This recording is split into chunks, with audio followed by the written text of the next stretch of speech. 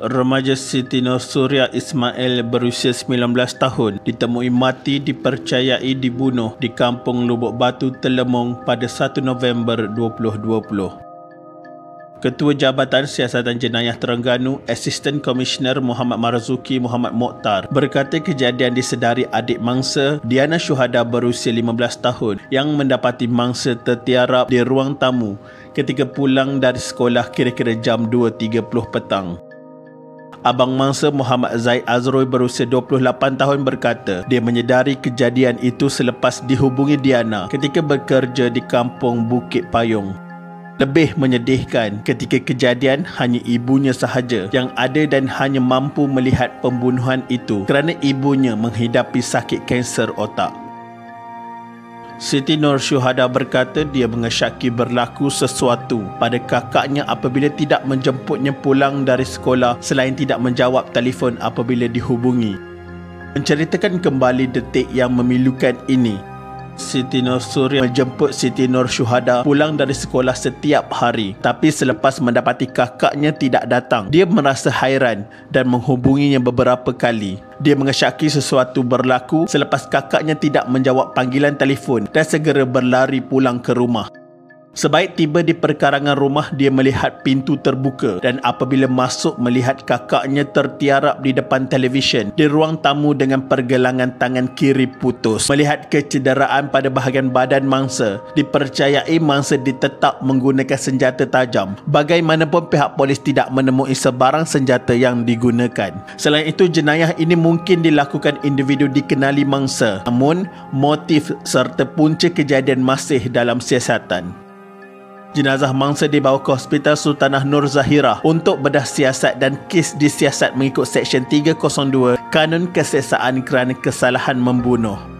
Sementara itu, bapa mangsa Ismail berkata beliau sudah menjangkakan anaknya dibunuh selepas dimaklumkan Siti Nur Syuhada yang pergelangan tangan kiri anaknya putus. Naluri seorang bapa, hanya Allah yang tahu ketika anaknya menelefonnya yang sedang bekerja di kampung Bagul Katong Bukit Payung, kira-kira 5 km dari rumahnya. Bapanya sudah menjangkakan ada orang masuk rumah dan membunuh anaknya.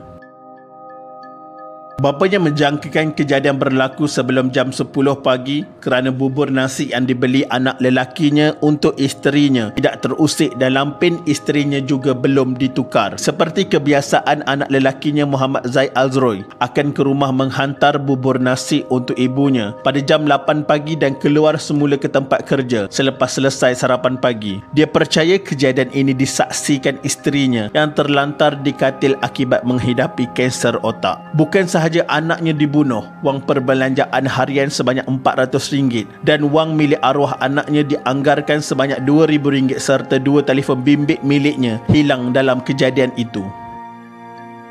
Pada 2 November 2020, pihak polis menahan seorang remaja wanita berusia 19 tahun bagi membantu siasatan kes bunuh ini. Ketua Polis Daerah Hulu Terengganu, Deputi Superintendent Muhammad Adli Mat Daud berkata tangkapan wanita yang juga kenalan di sekolah mangsa dilakukan selepas dia hadir bersama ibunya ke Balai Polis Hulu Terengganu jam 8.15 pagi untuk memberi keterangan.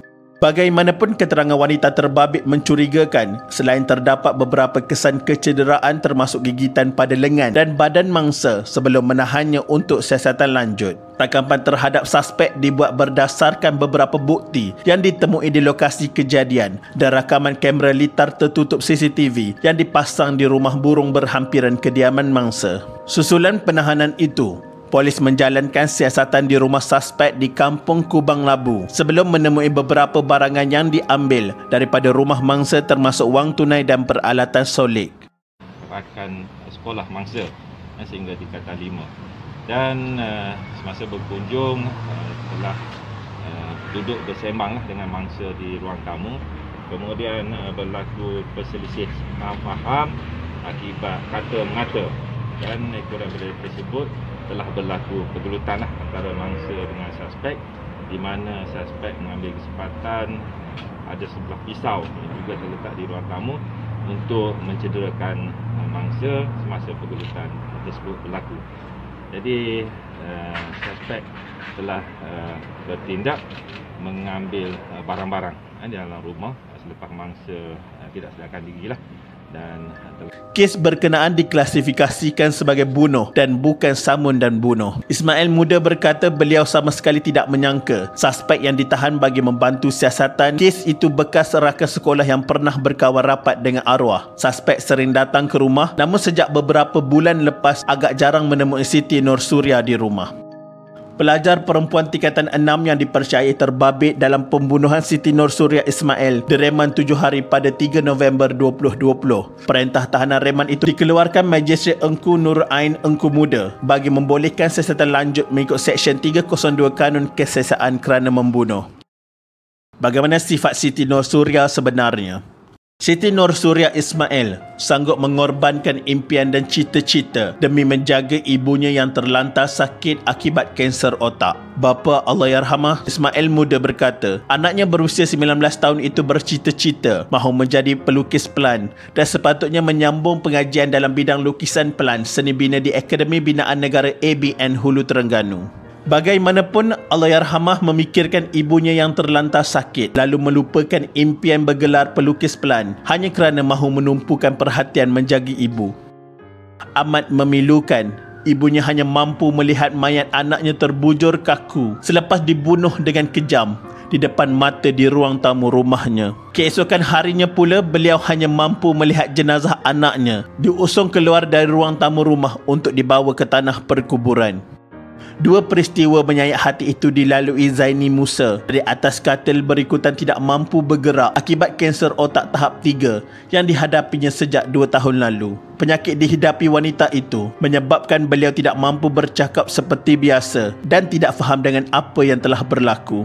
Sebaik jenazah diusung keluar dari ruang tamu rumah kira-kira jam 6.30 petang, suami wanita itu Ismail Muda memberitahunya apa yang telah berlaku sambil membantu memalingkan muka wanita itu ke arah keranda yang menempatkan jenazah anaknya. Namun, dia hanya sekadar melihat tanpa sebarang reaksi. Suasana menyayat hati itu menyebabkan Ismail dan beberapa anaknya serta mereka yang berada di ruang tamu tidak dapat menahan rasa sedih dan pilu dengan keadaan itu. Jenazah Siti Nur Suria selamat dikebumikan di tanah perkuburan Islam Kampung Beladau Selat jam 8.15 malam pada 2 November 2020. Terdahulu jenazah Allahyarhamah dibawa dari Hospital Sultanah Nur Zahirah tiba di rumah keluarganya di Kampung Beladau Selat kira-kira jam 6.30 petang sebelum dibawa ke masjid kampung itu untuk disembahyangkan selepas solat maghrib. Suasana pilu menyelubungi tanah perkuburan yang turut dihadiri lebih 200 orang termasuk ahli keluarga, saudara mara dan kenalan. Semoga Allahyarhamah Siti Nur Suria ditempatkan dalam kalangan orang-orang yang beriman. Moga jasanya terutama kepada ibunya diangkat Allah Subhanahu Wa Taala sebagai asbab beliau memasuki syurga Allah tanpa hisab. Dia anak yang baik, dia juga kakak dan adik yang baik. Al-Fatihah buat Siti Nur Suria Ismail.